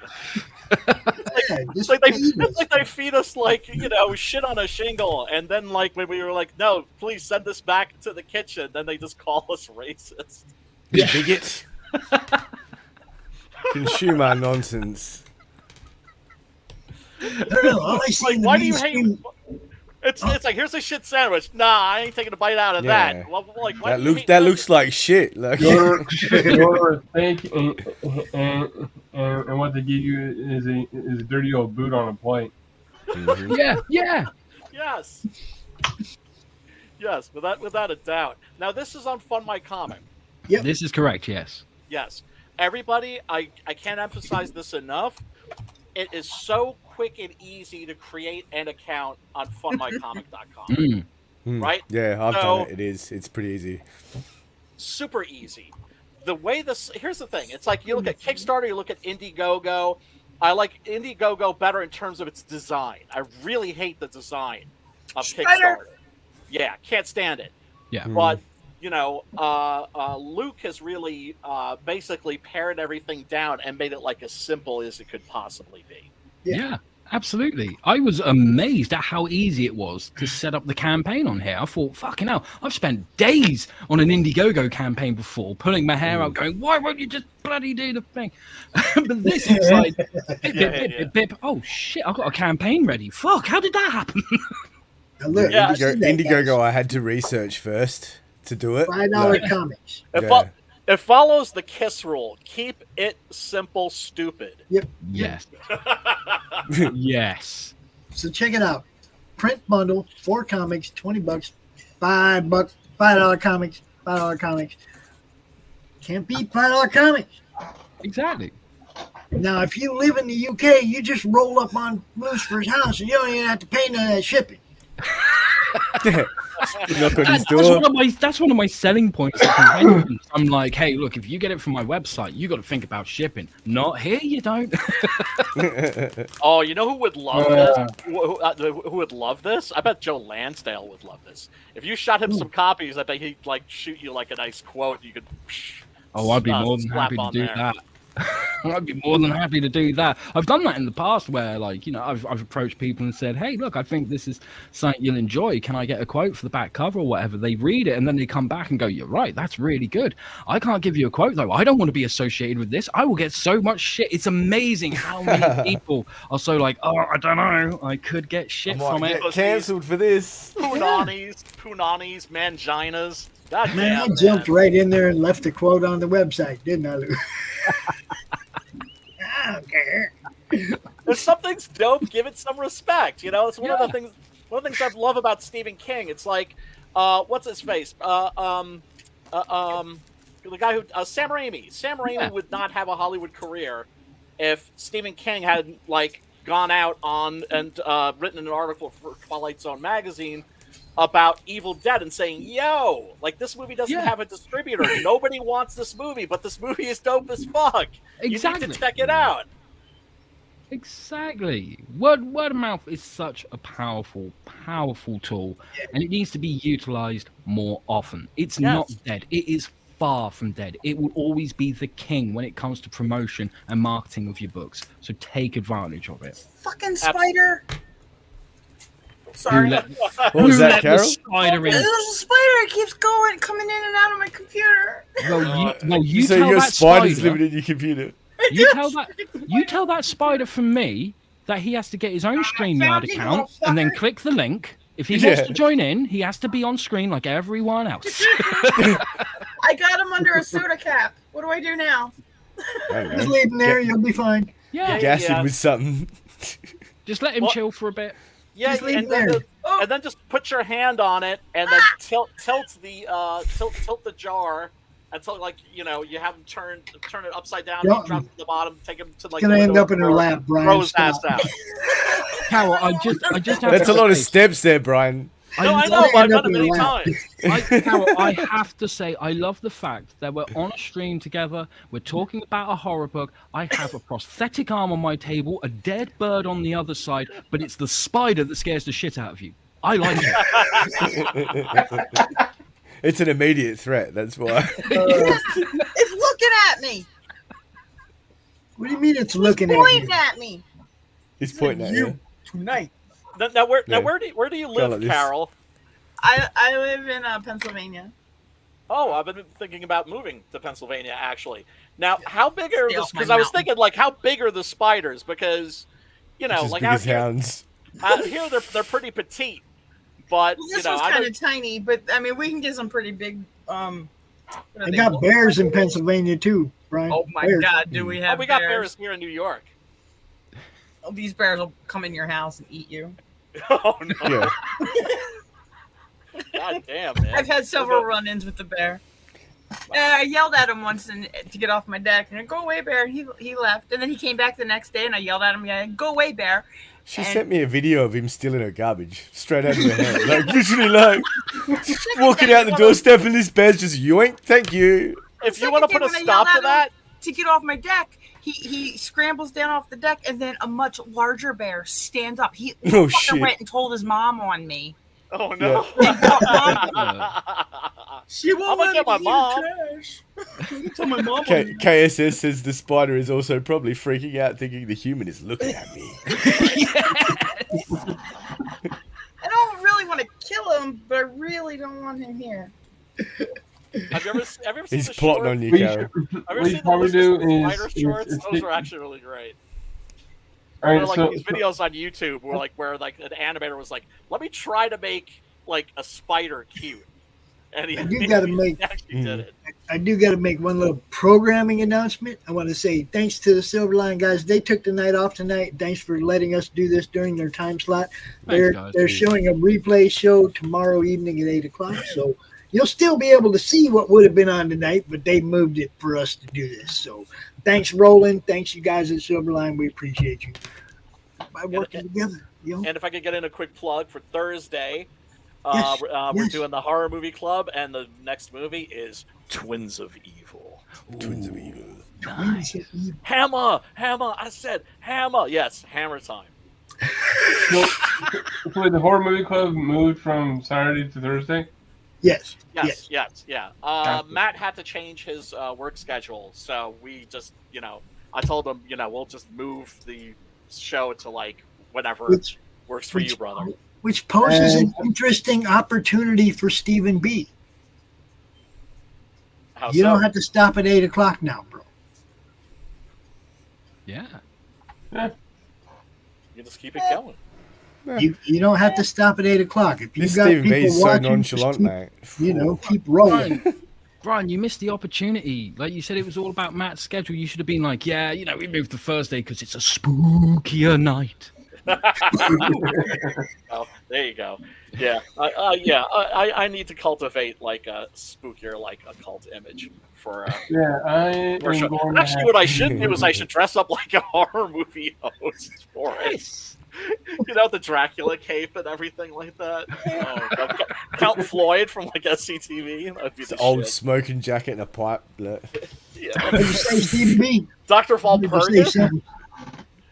I was gonna say, damn it! Now I gotta back this book now because I want to read the story of this one. You do need this. Hey, You've hooked Hey, him in. I've got no problem if you back the book, Stephen. In fact, I embrace it. I now owe you a cuddle, at least, at minimum. Little snuggle.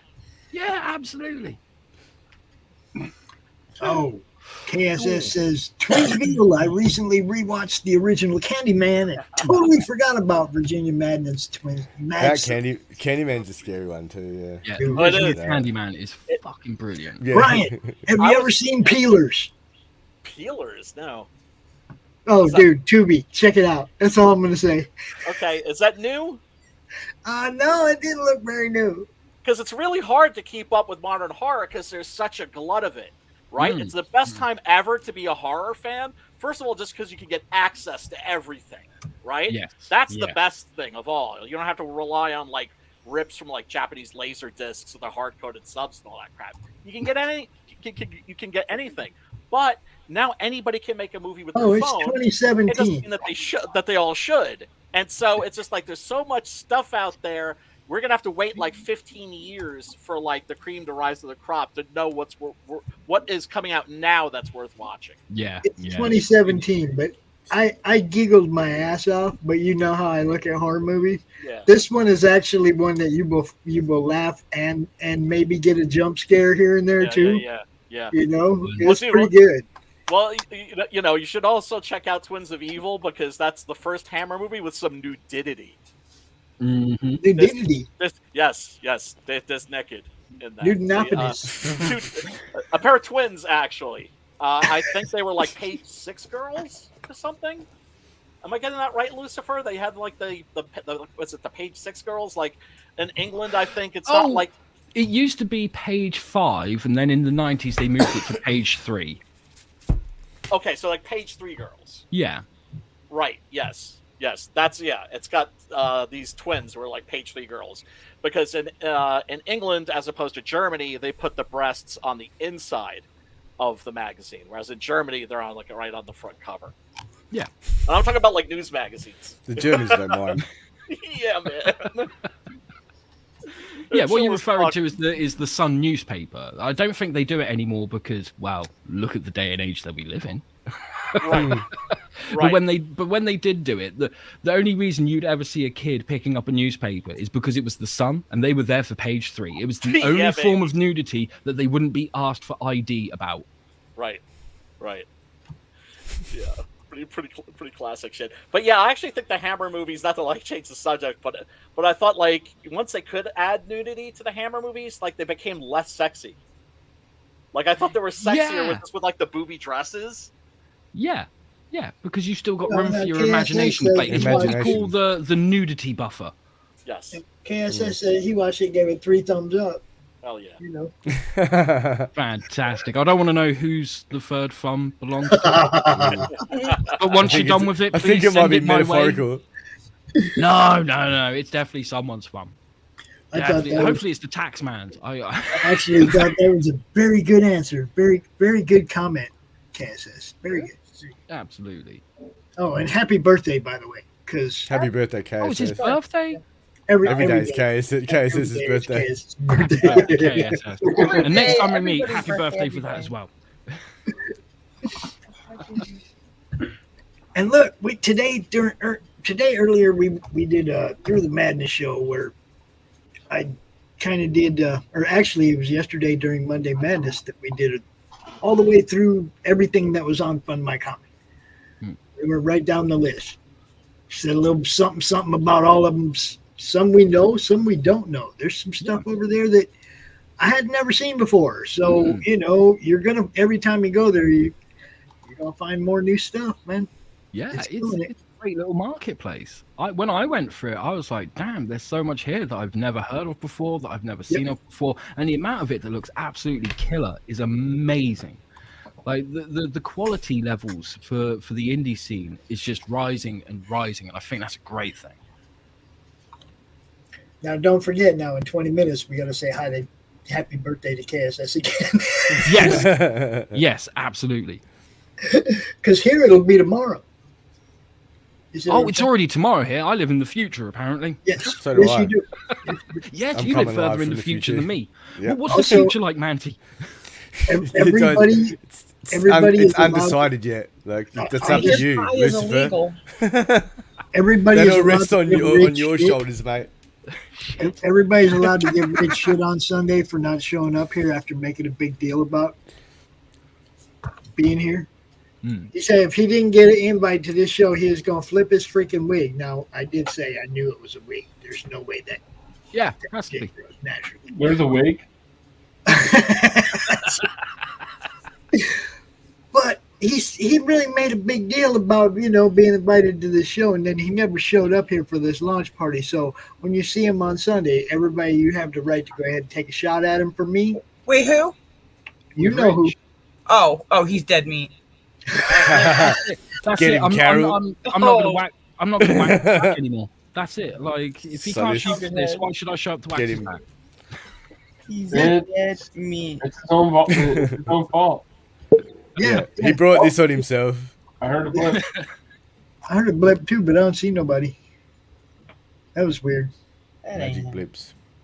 What was it, the FBI or National Security Association or Elon? I've been giving him shit all day. Yeah, I mean, look, he didn't turn out to be like the free speech warrior that some people thought he was. Well, no, I'm this just is more right worried about here. his platform working. It's been playing up for days. Limiting the tweets and limiting how many tweets you can make and how many you can see. Okay, that just sounds like another election cycle ploy to silence everybody. Fuck that dumb shit. Yeah. You know? Yeah. Well, I mean, that's the thing. He's got Asperger's, and people with Asperger's are very capricious. They're very unpredictable, right? Yeah. They can just do things at what seems seemingly random. But this is definitely not something like that. So, I mean, I keep trying to warn everybody about this big wave of censorship that's coming. I don't know if you all heard about the French Connection, how they cut 5 minutes out of that. Yeah. Because of a bad word. Not a bad word. Yeah, man. I know.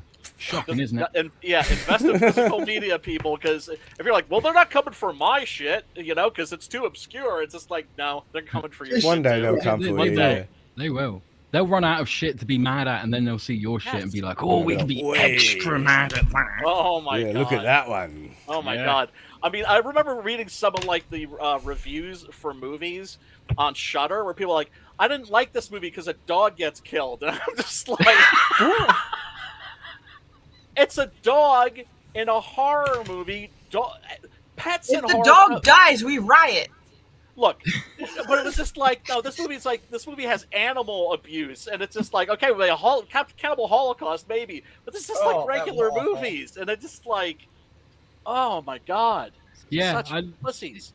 It's crazy, isn't it? Absolutely crazy. Yeah, I don't know what happened, when that started, and what it's connected to. Not 10 years ago.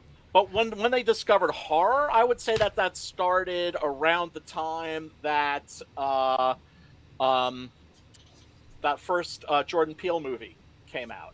Oh, Get Out. Get Out, which is an excellent movie, by the way. Yes, it's like it's like an interesting take on the Stepford Wives. Yeah, it's absolutely incredible movie. I haven't seen any of his other movies after that. I did see his take on the Twilight Zone, and I'm still going to therapy about that. Oh God, because that was fucking awful, and I'm a huge fan of the I original. read that Twilight somewhere Zone. too. Oh, me too, Tony. Now, Tony, that's what he said.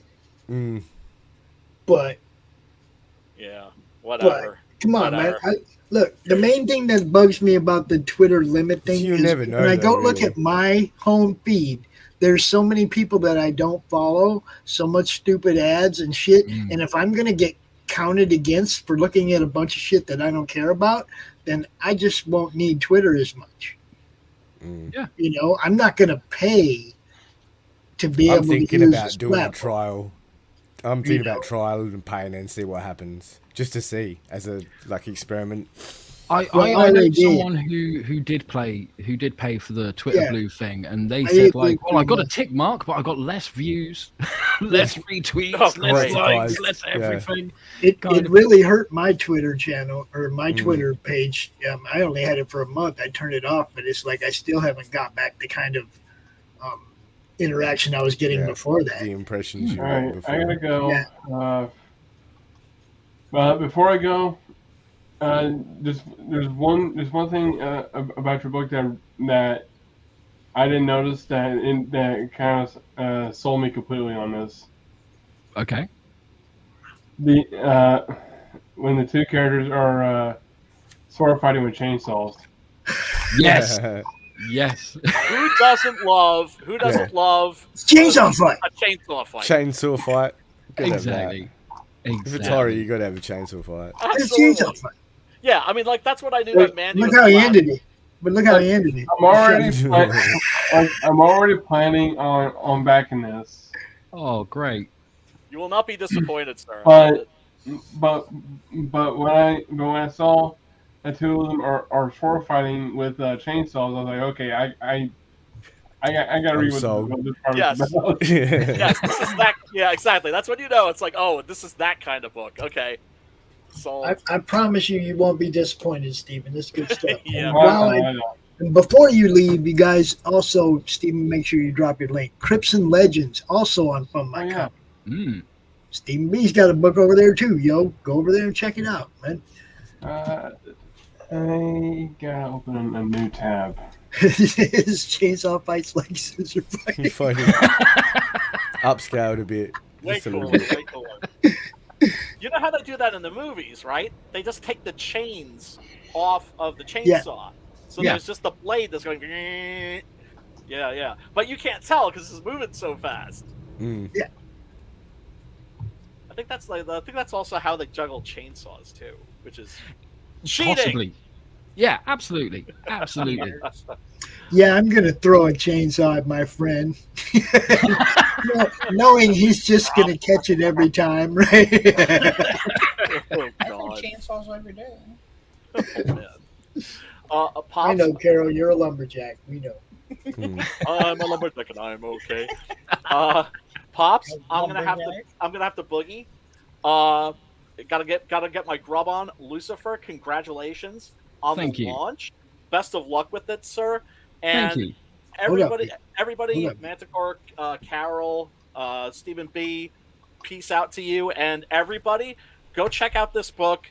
Go download the very first issue for free and read that shit, and everything will take care of itself. Now, one other thing I got to know: Yeah. where are we going to be able to get Six Gun Gorilla?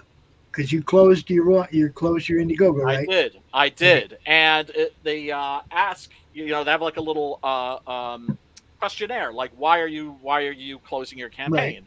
Right. And I wrote big block letters, shadow banning motherfuckers.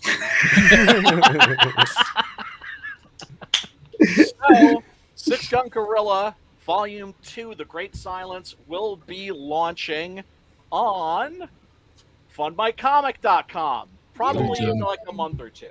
All right, there you go. Just so everybody knows, you're still going to be able to get the books. He's just moving it to a different platform, you know. Yeah. As I'm moving also to another house, so maybe. Yeah. So, but like 2 months at the most. Anyway, peace and love, everybody. See you, Brian. Good to see you. See you later, Brian. Take care, man.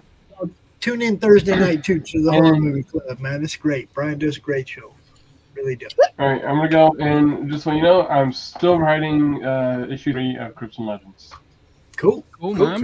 Cool. Thank you for being here, Stephen. Bye, Stephen.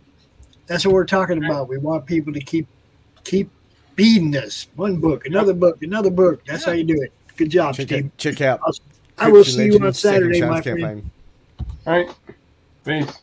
See you, Stephen. Take care. See you, Stephen. And then there were 4. What craziness can we get up to now? Carol, don't ask Carol a question like that.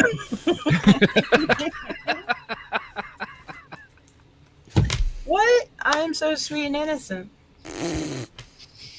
Well, we can change that. We can corrupt you, or you can corrupt us, and I don't know which one's scarier. Probably the latter.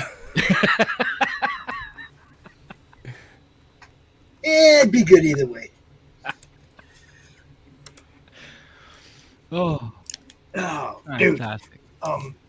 Look, Lucifer, I know you got morning walk to go on.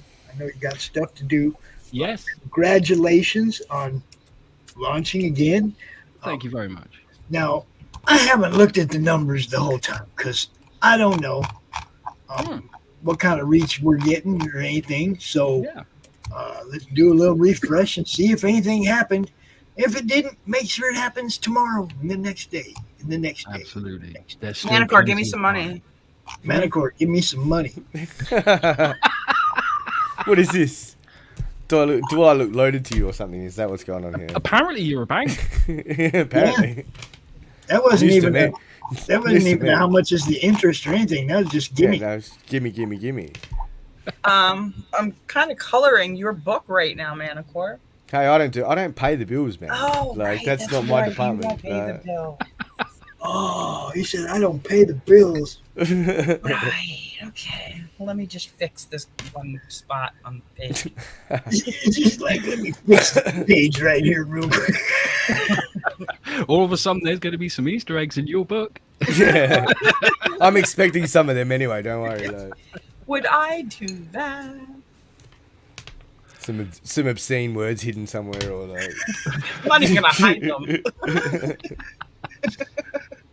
What's this that KS says? An old screenwriter technique was, if you have a character do something awful later in a story, introduce them being kind to a dog or kids first, and the audience won't hate them as much. Yeah, it takes away the past sins. Look. Yeah, it's a bit like in a revenge story. The person who's seeking revenge cannot do anything worse than what's happened to them. Otherwise, they stop being the hero and they become the villain. So I do want to ask everybody, all you people on Twitter, tweet this out, because everybody on Twitter, most everybody who answered in Lucifer's poll said they wanted to see this go to Fund My Comic, and they would back it. So it's there. Tell all your Twitter friends it's there, so they will come over here, back this book, and get it funded real quick. It's not that high of a funding goal. You're going to get your book whether it's sponsored or not. But come over here. Let's get this thing funded. Let's sell some more of these books because they are worth the buy. And they're already in print. They're ready to go. Yeah, you won't be waiting. You'll get them quick. And look, definitely one of my favorite series of books since I started doing this, without a doubt. So get you some. Yeah, give it a try. You can go read number 1 right now at luciferstorm.com. Sign up, and you can read the first issue right there in PDF. You can get them as PDF, $10 for the other 3. You'll get all 4, but you know what I'm saying.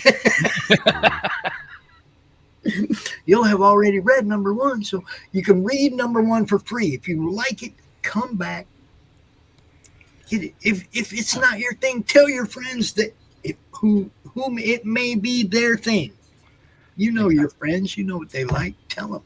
Yeah. I don't have any friends. Doc doesn't let me have any. What about that spider? Well, you tell Doc. Yeah. He was trying to make friends with you, and you trapped him under a lid. He had a knife and a gun and a chainsaw and a machete. And let me guess, arms. facial tattoos as well. Yeah, a teardrop and everything. Was he a crip or a blood? Like? Wow. A teardrop and everything.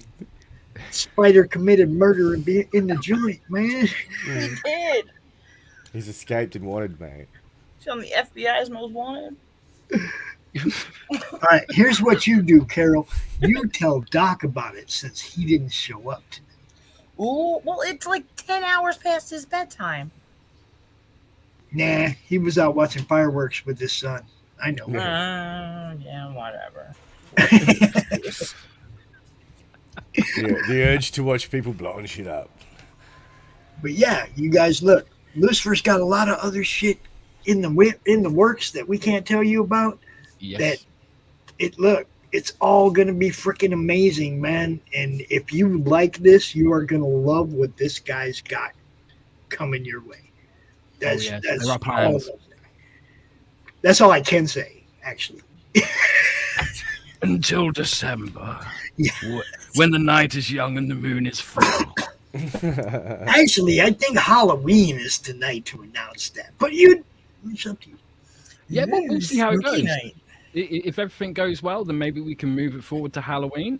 But for now, it's penciled in for December to make some announcement. I'm going to have to get that microphone that I talked about earlier. A lot of good horror stories come out for Christmas, so this is true. This is true. Yeah, all the Krampus books and stuff come out Christmas time. You bet. Exactly. You know. But hey, go check it out. Read the first issue at luciferstorm.com. If you like it, go back this and share it out. Tell everybody. Get the link. Go over to Fund My Comic. Look at all that stuff, man. There's a lot of good stuff on Fund My Comic. There really is. Look at all them chickens. Got some Mike Baron over there. You got 2 different Mike Baron books, 3 different books with Mike Baron's fingers on it over there, I think. I saw this morning or yesterday. 3 different books with Mike Baron's fingers. Quite the collection now of indie projects over there. Yeah. Good stuff. And this is one of the good ones, guys. Check it out. You may not have heard about it before, but you've heard about it now. Go get some. Do it. And do it now. with that, I'm gonna go ahead and close this one down. Thanks for doing this, Pops. This has been awesome. Oh, dude, always anything for you, Lou. You know that. I appreciate you and everything you do. Hell yeah. Across the board, man. You're supportive of everybody. You're awesome. I'll do my best. You know. And Manti and Carol and the Spider, thank you all for showing up. No, you're welcome. No, Thanks for having it's good me. to catch up with you again. It's been good to catch up with you too, man. And if you're new to the network, there's so much other stuff that we do, not just launch parties, not just countdowns, but check out it. This doesn't even tell you everything we do. That's how much we do. But, check this out. Have a good night. And go back at Gein. Have a good chat. Peace. See ya.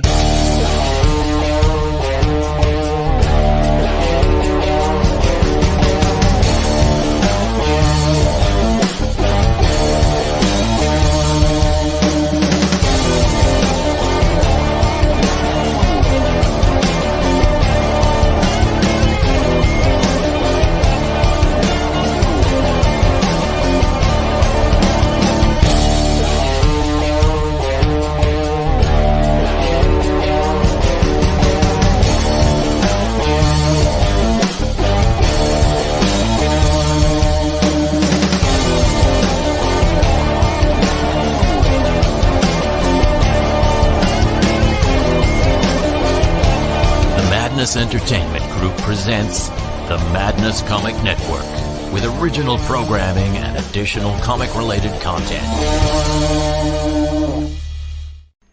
How do you end this thing? How do you put the where's the brakes on this bus? I forgot. Jazz how to drive. hands. Jazz hands. Have a good night.